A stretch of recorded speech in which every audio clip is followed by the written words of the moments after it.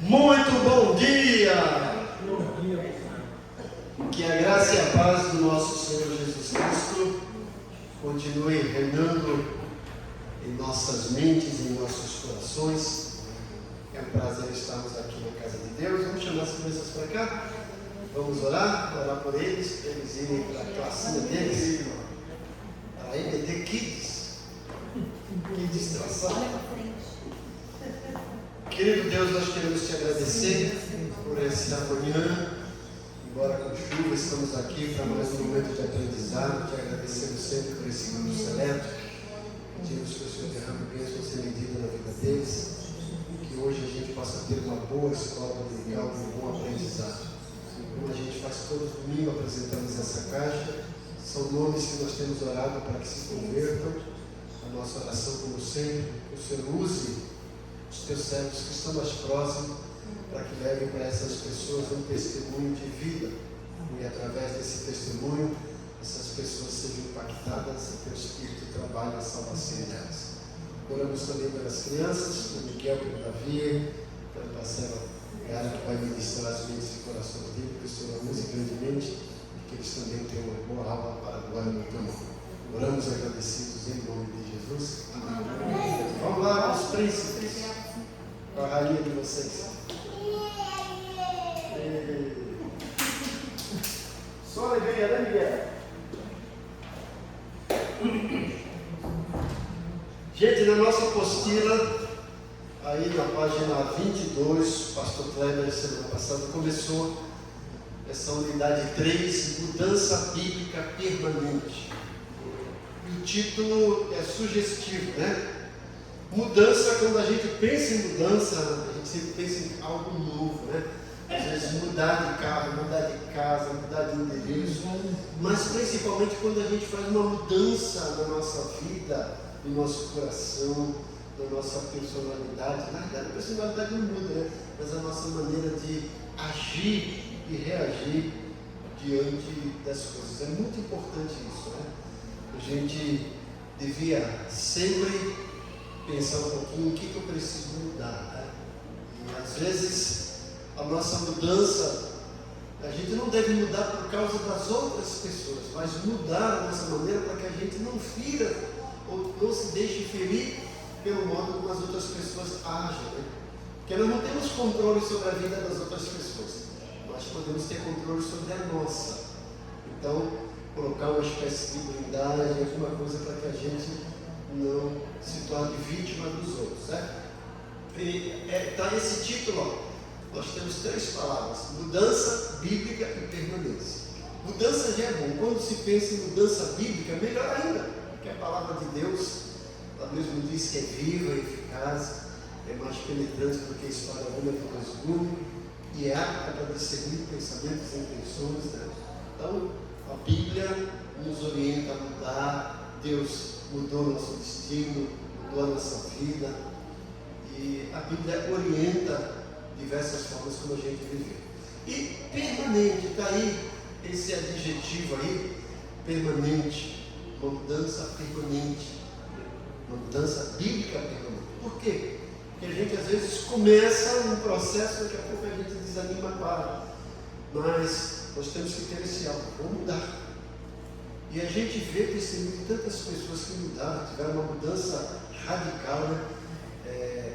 Ex-drogados, ex-traficantes, ex-bandidos, né? Ex-pai de santos, que tiveram uma mudança brusca, permanente. E isso foi possível através de um coração rendido à graça e à glória de Deus.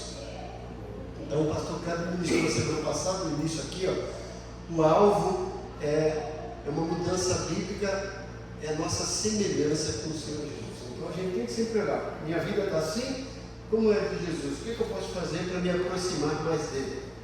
E nós vimos alguns textos bíblicos, né? E vimos a perspectiva bíblica, o que a Bíblia espera de nós. Ó, uma mudança de hábito que tenha se tornado um estilo de vida. É difícil, porém Deus nos capacita para aquilo que Ele exige de nós. Então Deus jamais vai pedir algo para a gente que a gente não tenha condições de fazer. Ele pede, e ao mesmo tempo Ele nos dá suporte, nos ajuda a trabalhar nessa mudança, naquilo que Ele pede, certo? E a fonte do poder necessário para que ocorra a mudança permanente é o Espírito Santo. É Ele que vai guiar, orientar as nossas emoções, as nossas mentes, né? Então, aí o pastor Cléber falou essa parte aqui. Qualquer pessoa que tenha lutado com hábitos que após longa prática tenha se tornado um estilo de vida, conhece bem de perto a profunda dificuldade da mudança. Então, por exemplo, quem é fumante, fuma bastante tempo, né? Eu tenho um amigo que a gente se conhece há bastante tempo, a gente pega remédio junto lá no ano, né? Todo primeiro dia útil do mês a gente vai pegar.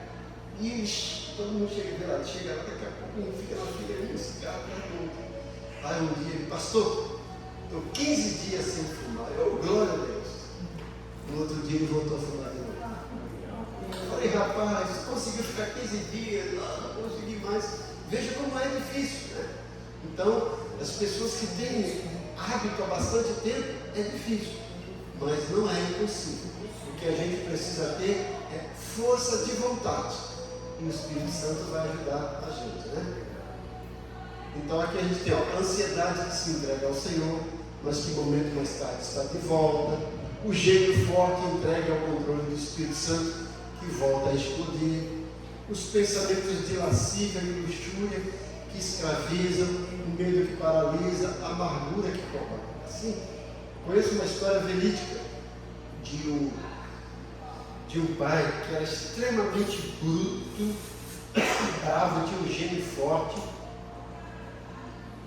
E ele se converteu, ele estava naquele processo de mudança.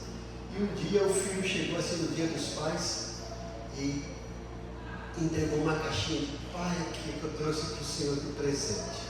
Uma caixa, toda embrulhada assim. E o pai ficou todo contente, abraçou a criança, né? Quando ele abriu a caixa, não tinha nada. Aí o gênio voltou, ele pegou a criança assim, brigou, bateu. Você está pensando que eu sou um idiota? Que brincadeira maldosa que você fez comigo? Gritou, bateu na criança e a criança chorando. Está vendo? A caixa está vazia. Aí a criança, desculpa papai, eu não sei o que aconteceu, se eu estou falando que está vazia, mas eu enchi a caixa de beijinhos para o Senhor, coloquei um bocado de beijinho aí. Quando ele escutou aquilo cortou o coração dele, ele caiu de joelhos, chorou, pediu perdão para a criança, pediu perdão para Deus. Veja como são as coisas, né? A gente às vezes age sem pensar, né? Então, a gente tem que ter autocontrole. A Bíblia fala sobre o fruto do Espírito, vocês conhecem? O último lá é domínio próprio. Dominar, principalmente, né, as nossas emoções. Então tem que ter controle, certo? Continuando na apostila, na página 22, mesmo para o Filho de Deus, habitado pelo Espírito do Senhor, a mudança é difícil. Apesar de ser nova criatura em Cristo, muitas vezes ele continua a seguir o mesmo padrão de hábitos e pensamentos de antes. A gente não acha, né? Isso não acontece. A pessoa se converteu hoje e amanhã já está, glória a Deus, mudou completamente a bênção. Não é assim, é um processo. A salvação é instantânea, mas ao mesmo tempo progressiva. Essa parte da salvação progressiva chama-se santificação, é dia a dia. Por isso que a Bíblia fala, transformado de glória em glória, dia a dia. Mas embora difícil, a mudança é possível em Cristo. Sem Cristo não consegue, né, gente? Mesmo a mudança de maus hábitos que nos tem afligido com persistência angustiante durante muitos anos. E essa mudança começa de cima para baixo. Ela começa na mente. Quando Paulo diz aqui em Romanos 12, 2, e não vos conformeis com esse século, mas transformai-vos pela renovação da mente. A transformação de atitudes e conduta pela mente. Veja, Paulo fala, não vos conformeis. O que é isso? Não tomar forma do mundo, mas transformai-vos. Então tem que estar esses dois verbos aqui em conjunto, né? No gerúndio. Não se conformando com o mundo, transformando pela palavra de Deus.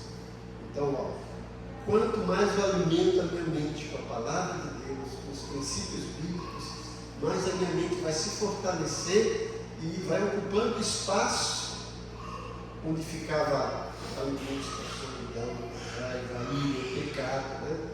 Por isso que o salmista diz lá no Salmo 119, né? Escondi a tua palavra no meu coração para não pecar contra ti.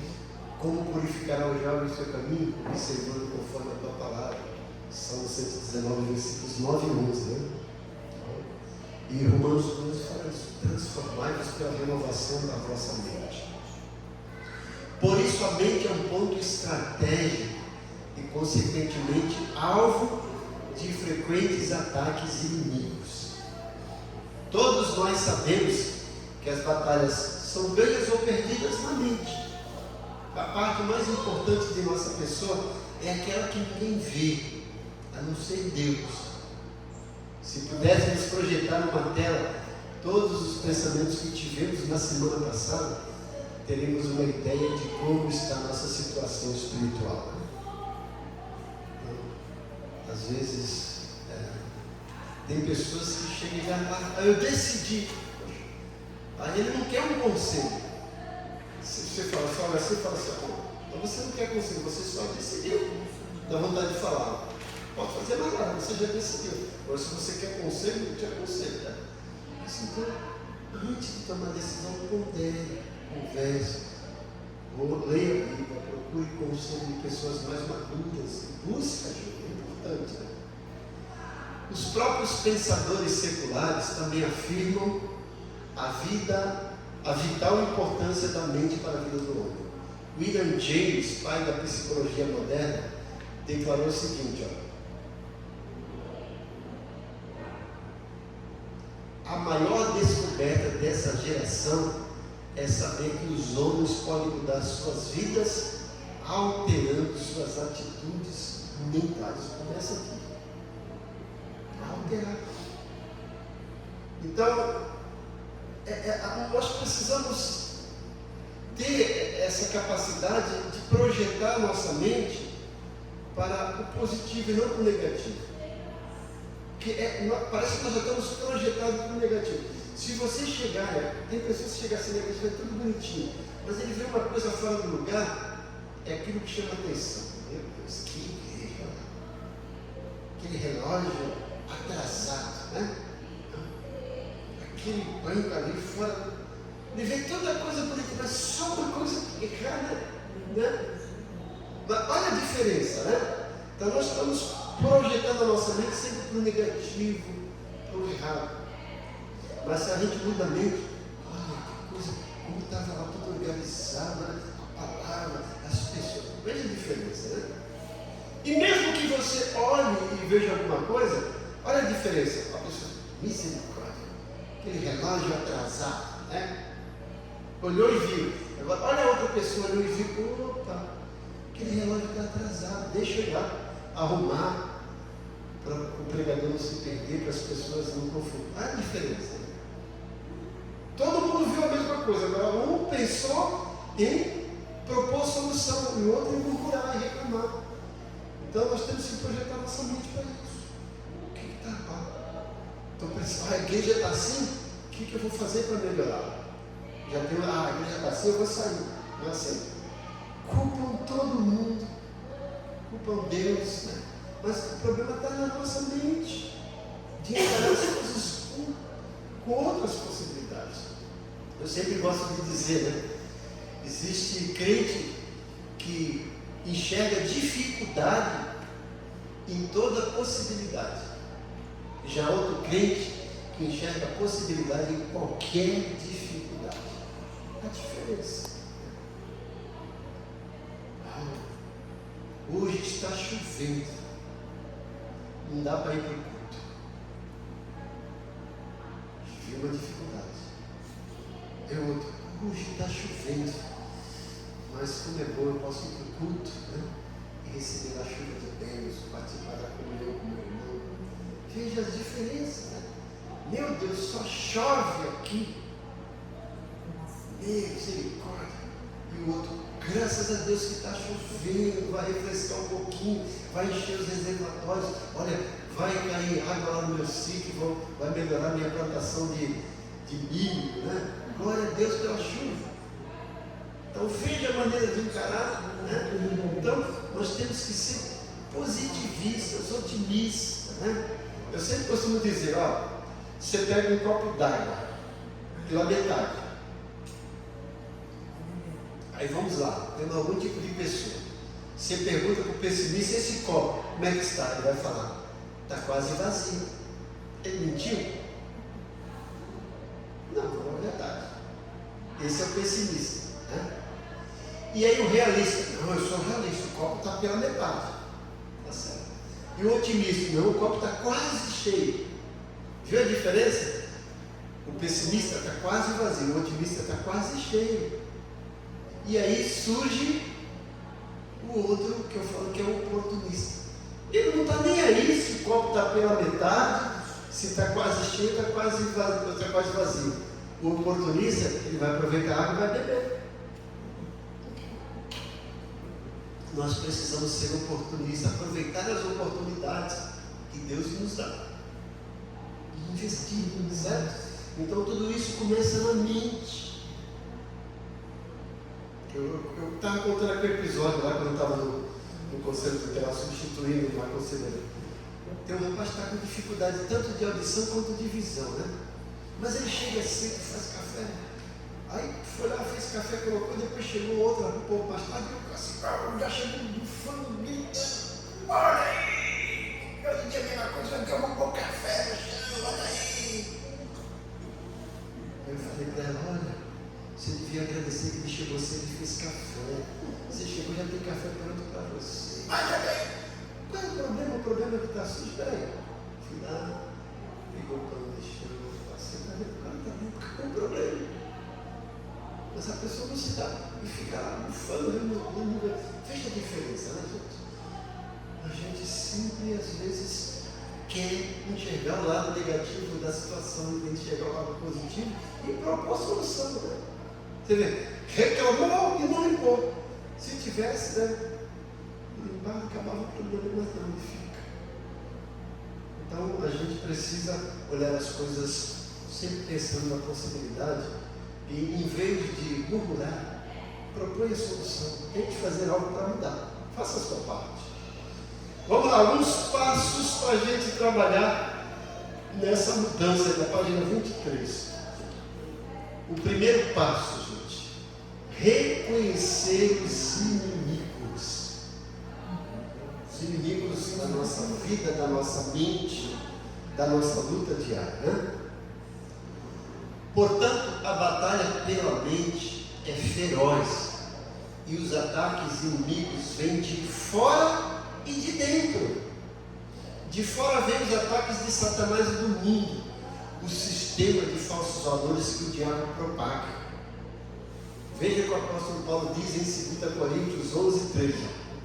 Receio, diz o apóstolo Paulo aos Coríntios, que assim como a serpente enganou a Eva com a sua astúcia, assim também sejam corrompidas as vossas mentes e se apartem da simplicidade e pureza devidas a Cristo. O diabo não é um bobo. Ele logo mira a cabeça para conseguir o corpo todo. Imagina se o diabo chegasse lá para a cobra da Eva e apertasse o pescoço dela, acorda, isso aqui, tá? Não ia conseguir, né? Mas ele é sutil, ele vai lá na mente. Ô Eva, você pode comer todas as coisas, né? Não posso comer. Não pode comer? Por que não? Tolinha, tu não entendeu nada. Deus é egoísta. Parafraseando. Curioso, né? Ele não quer que você coma, porque ele não quer que os seus olhos se abram para você ser como ele. Tu não está entendendo. Eu não tinha entendido as coisas por esse prisma. Pois é. Tu está pensando que Deus é bonzinho? É mais ou menos isso que ele está falando. Não, ele só está pensando nele, Eva. Como? assim, gente, que o diabo faz. Né? E às vezes acontece isso. As pessoas torcendo a palavra de Deus hoje. O diabo é feroz nisso. Lembra como é que ele tentou Jesus? Ele não chegou lá forçando. Olha, tu não é filho de Deus. Está escrito, né? Olha, você pode transformar essas pedras em pães. Tu está com fome. Come. Jesus podia fazer, mesmo, né? Não tem problema nenhum. Jesus disse, também está escrito, nem só de pão viverá o homem. Está certo. Mas olha, tu não é filho de Deus. Tu pode se lançar daqui, porque está escrito então na tua palavra, aos teus anjos dará ordem a teu respeito. Jesus podia falar. Jesus falou, também está escrito, o Senhor não tentará. Depois ele chega e fala assim, está vendo tudo isso aqui? Ó? Eu sou dono disso aqui. Eu posso te dar tudo se você se prostrar e me adorar. Jesus também está escrito, somente ao Senhor se adorará e prestar culto. Cai fora. Ele vem assim, gente, com sutileza. E a gente não percebe. Quer ver? Olha, presta atenção como a gente é iludido. As novelas, quase todas a mesma. A gente está lá. Aí um camarada casa com outra contra a vontade. Por diversas coisas, aquelas trabalhas. Né? E aí a gente fica torcendo para ele se separar para casar com a boazinha. Que ele devia. Não é assim mesmo. A gente nem percebe, ele está torcendo para o divórcio, para instituir família. Ele já errou. E a gente agora está torcendo para ele errar de novo. A gente fica assim. E a gente não percebe filme de ação, de bang, aquela coisa. A gente torce para o cara se vingar, não é isso? O diabo fica com essas coisas florindo e a gente sem perceber vai. E se não perceber, a gente está concordando com isso. Aí tem papo, mas Deus é amor, Ele ama todas as pessoas, distorce a verdade, né? E a gente realmente. O diabo começa. Então eu tenho que reconhecer. O inimigo não vai simplesmente chegar e forçar a gente. Não. Ele vai agir com sutilezas. Mais à frente a gente vai ver um texto que eu gosto muito, que está lá embaixo, que é 2 Coríntios 4:4. A gente vai chegar lá, tá? Mas há um complô. O diabo e o mundo têm um alinhado. Um traidor que continua existindo no crente. Chama-se a carne. Quando a gente fala carne, não é o corpo, é a natureza pecaminosa. Porque nós somos salvos, né? Mas a natureza continua aqui, a natureza pecaminosa. Por isso Paulo que fala que ele está lutando cada dia, né? Ele fala, miserável homem que sou, porque aquilo que eu faço é que não quero, o que eu quero é o que não faço. Quem poderá me separar do corpo dessa morte, me libertar do corpo dessa morte? E ele diz em Gálatas 5, né? Que a carne milita contra o espírito. O que é essa luta? É a natureza pecaminosa que ainda existe em nós, lutando contra o homem espiritual que foi salvo, renovado. Essa briga, né? A vontade de fazer o errado, mas o certo está lá, não pode, mas a vontade.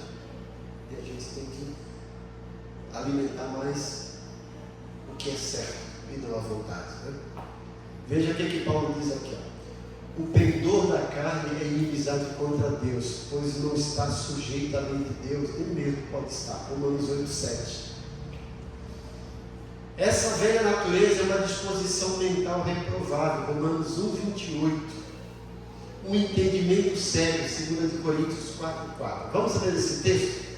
A Edna pode ler Romanos 1:28, porque 8:7 a gente já leu. E 2 Coríntios 4:4 leu o diácono Adelson.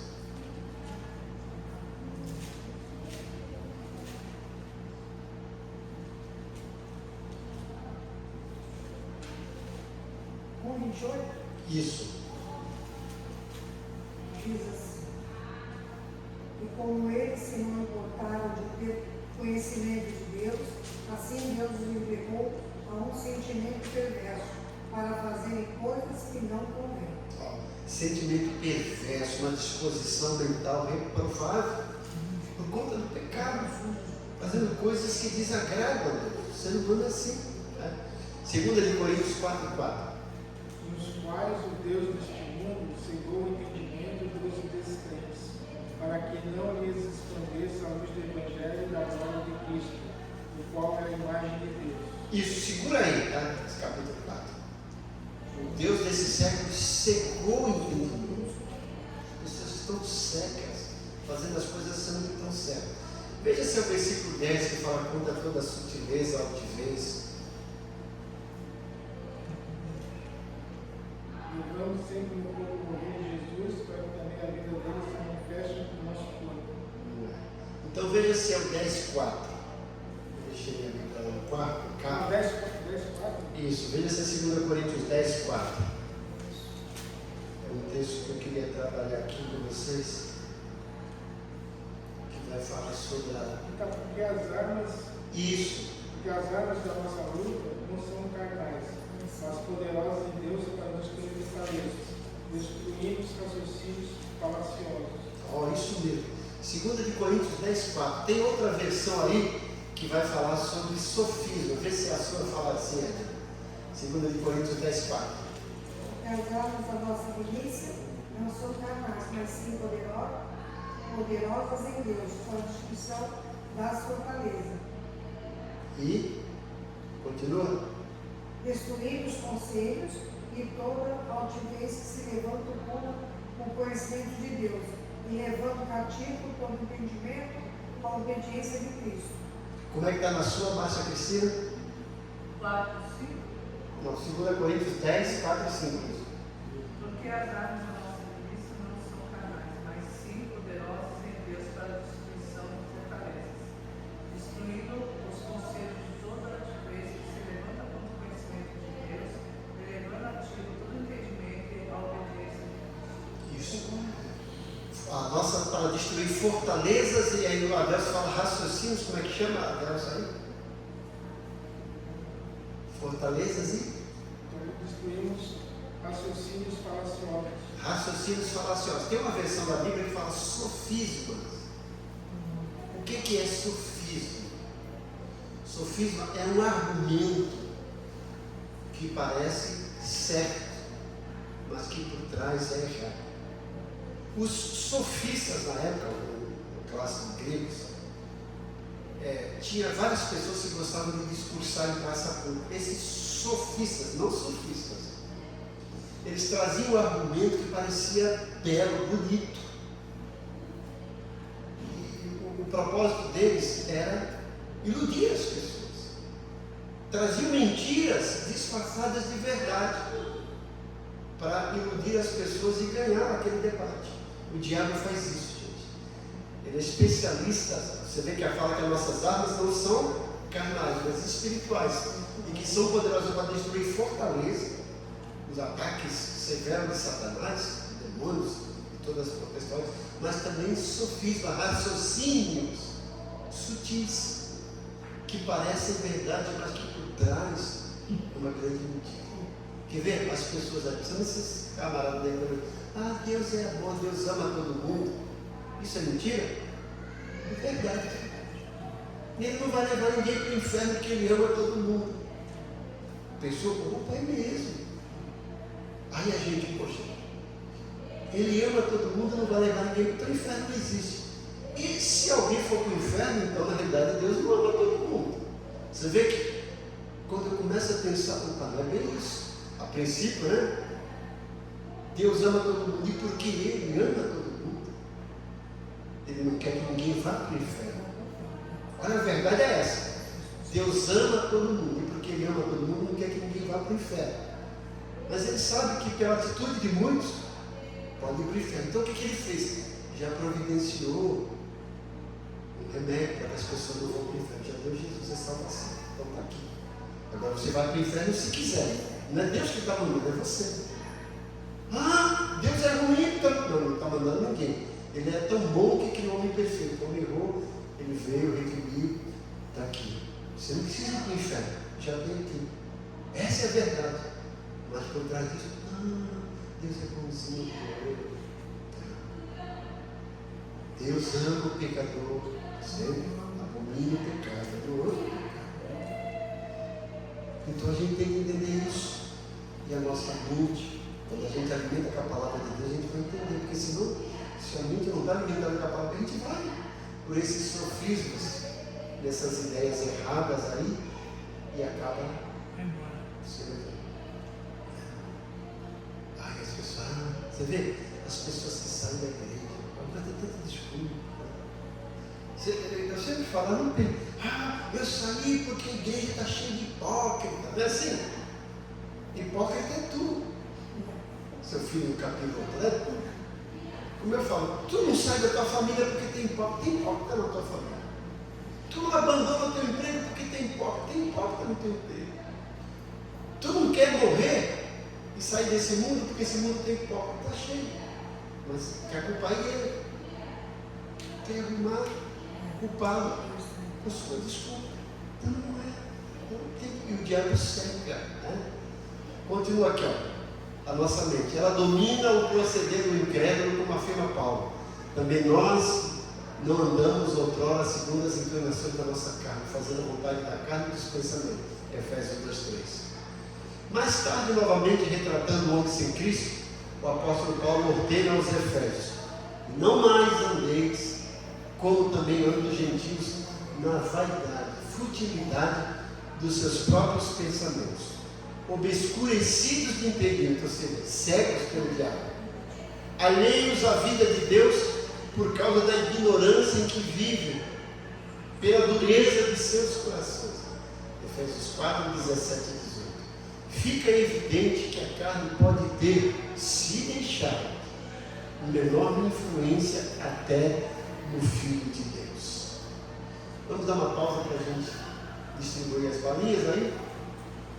Enquanto isso, eu vou dar uns anúncios, gente. Hoje, às 18 horas, nós temos o primeiro culto de 2026. Está vendo, gente?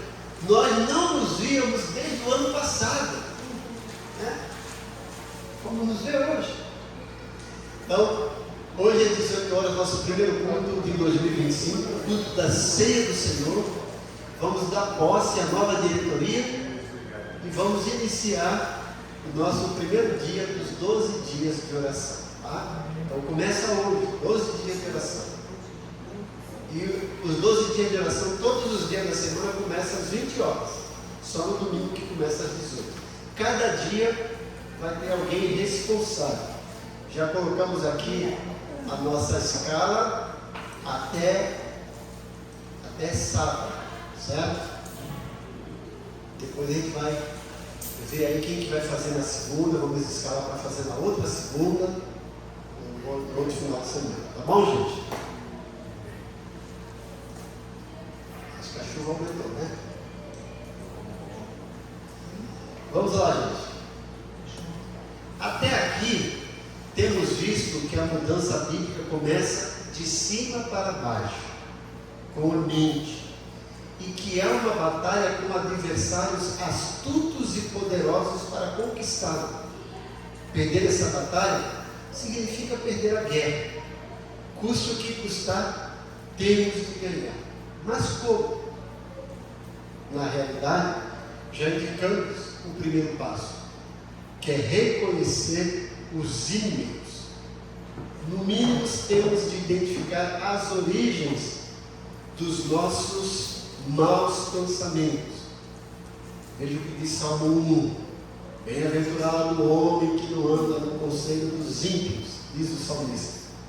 Porém, veja algumas mentiras em que muitas pessoas acreditam. Olha aí, gente. Muitas mentiras que muitas pessoas acreditam. E pasmem, muitos crentes. A primeira mentira: não posso ser hipócrita. Preciso seguir o que sinto. Eu não amo mais minha esposa, por isso separei-me dela. Quem divorciou está querendo divorciar. Veja, eu tenho que me divorciar, eu não amo mais minha esposa. Eu preciso seguir o que sinto. Como é que a gente rebateria isso aí? Quero ouvir vocês. Ele não está dizendo uma verdade? É verdade, né?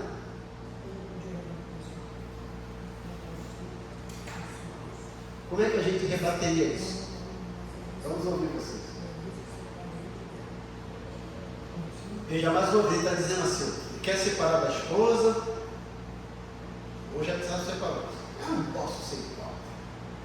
preciso seguir o que eu sinto. Eu não amo mais minha esposa. Por isso me separei, eu vou me separar dela. Está dizendo a verdade, não está? Mas como é que a gente rebate isso? Isso é uma mentira. Com cara de verdade, você sutiliza. Se alguém chega para você e fala isso, o que você diz para ele? Nada?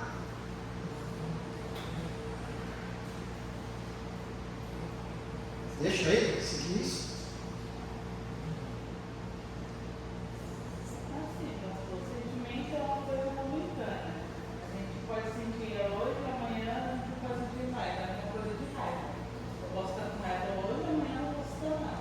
Então, assim, eu preciso seguir o que sinto. Você pode estar falando isso na hora da raiva e amanhã se arrepender. Eu acho que o sentimento é uma coisa momentânea. E fora que a palavra me diz que o coração do homem é enganoso. Olha aí. Boa resposta. Pastor, agora eu pergunto assim, se o nosso coração é enganoso, por que temos sentimentos que vêm dele, precisamos dele para viver? Tudo é ele, tudo bem que ele foi de vida, ó, mas assim, na carne, estamos falando de nós, assim, ser humano. Se o coração parar, acabou. E ele não se engana. Como é que eu olho tão enganoso que a gente precisa tanto dele? Isso, nós temos que entender o coração como órgão que pulsa, que bombeia, sangue, oxigênio. Isso é o coração, o órgão. O órgão e o coração não sente.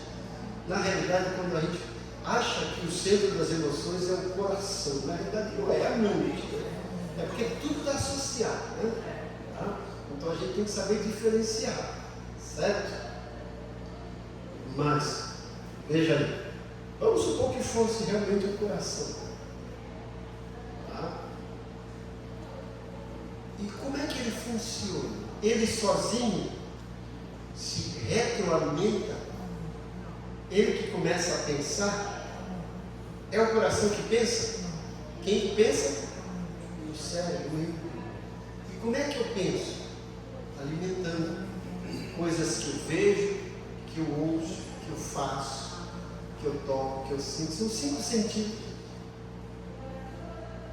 Então, se eu estou alimentando meu coração de pornografia, de porcaria, de mentiras, meu coração está sendo projetado para aqui. Mas quando eu começo a mudar, a coisa muda de figura. Veja que Jesus fala que a boca fala, porque está dentro do coração. Mas na realidade, eu estou alimentando meu coração não pela boca, mas pela mente. Aqui.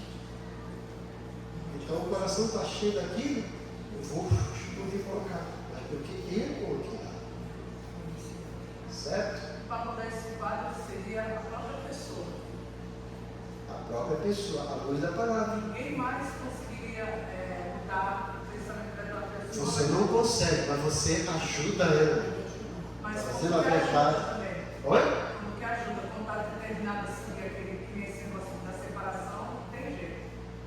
Tem jeito, mas não é por isso que você, né? Mas cabe a você. Ó, um caso desse. Poxa, eu não sou igual, eu preciso seguir o que sinto. Eu não amo mais minha esposa, por isso me separei dela. Oh, legal, vamos cá. Quanto tempo vocês ficaram casados?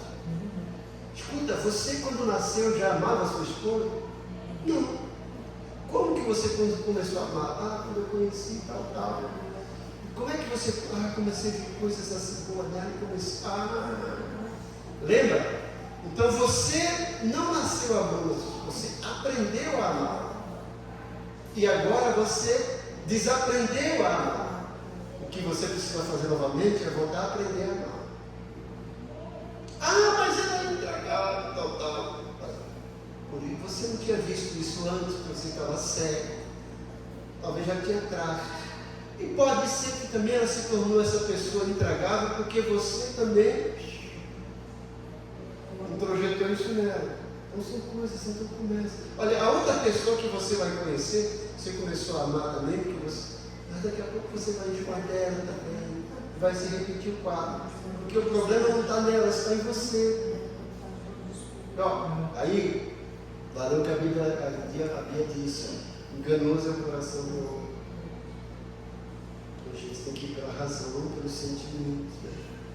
Porque se a gente for ser guiado pelos sentimentos, você não vai trabalhar. Porque tem dia que você acorda com preguiça. Não estou com vontade de trabalhar. Aí você liga para o seu chefe. Ó, meu chefe, vou dizer um negócio, você tem que seguir meu coração. Eu não sou hipócrita, eu não estou com vontade de trabalhar e não vou.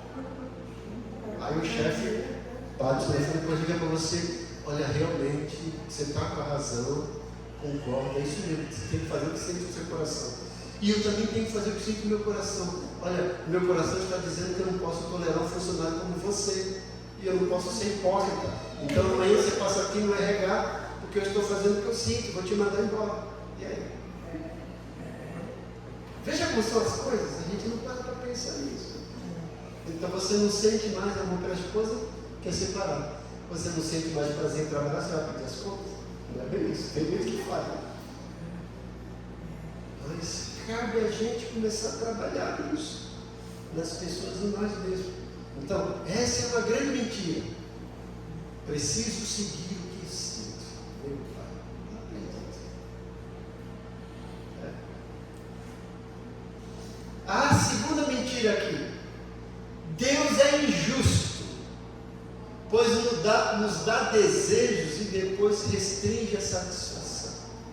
Ah, foi Ele que me fez assim. Foi Deus que colocou isso no meu coração. Opa, Deus colocou isso no meu coração. Você colocou.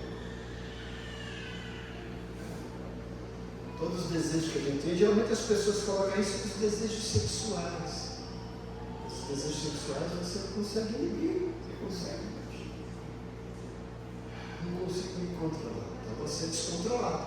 Você vê? Eu não consigo me controlar, então eu não quero você é descontrolado. Se você não consegue se controlar, você é descontrolado.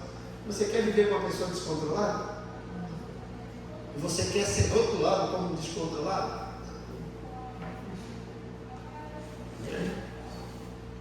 E por causa disso, Deus é injusto. Deus não te fez assim. Te fez perfeito. Você que opinou ser assim, seguir por esses caminhos. Por isso que esse grupo de direitos humanos aí, fico defendendo esses marginais aí, ele está assim por causa da sociedade. A sociedade é justa com todo mundo. E os outros que são bons? São bons por causa da sociedade. E aí? Eles escolheram o lado bom. Esses aqui da criminalidade escolheram o lado ruim. O problema não é a sociedade, é ele. Quantas pessoas moram em favelas e palafitas e têm um padrão de vida bom? Não é bandido, não é porque mora numa favela que é traficante, que é bandido, que é criminoso, não. E eu uso droga porque me ofereceram. Se te oferecer veneno, você vai comer para morrer, e você está se envenenando com a droga. Foi porque me ofereceu. Você não tem controle. Você é um banana. É isso, tem que ouvir. Se formos bem cautelosos, podemos pecar secretamente sem causar prejuízo a ninguém. Essa eu acho que é pior. Isso aqui. Ninguém está vendo. Ninguém está vendo. Deus está vendo tudo. Os olhos do Senhor estão em todo lugar. E quando começa no secreto, daqui a pouco você vai fazer.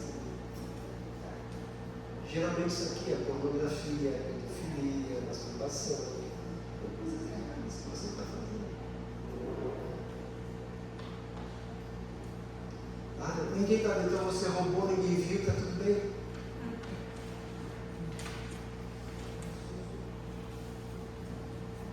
Olha aqui, um bom prazer erótico vale qualquer castigo que Deus possa impor-nos depois. Sabe? O que é isso, né? Daqui a pouco você vai se tornar um escravo disso. Quando a gente vai se permitindo, a gente acaba depois talvez sendo dominado por isso. Então, cuidado. Uma pessoa pode viver no mundo da fantasia e ainda assim ser um bom cristão. Pode? Então, são mentiras, tem cara de verdade. E tem muito cristão assim, vivendo no mundo da fantasia. Né? A ilha da fantasia gosta. Mas tudo, meu filho, não é. É só fantasia. É no fundo, não é. Né? Sem identificar o inimigo, somos infelizmente capazes de conviver com ele. Tinha um filme que passou uma vez que era Dormindo com o Inimigo, né? Muitos crentes fazem isso. Está dormindo com o inimigo, que identifica. Tá bom, gente? Hoje nós vamos ficar por aqui. Semana que vem a gente vai para o segundo passo. O primeiro passo, reconhecer os nossos inimigos. O segundo passo, reconhecer e usar as nossas armas. Ok?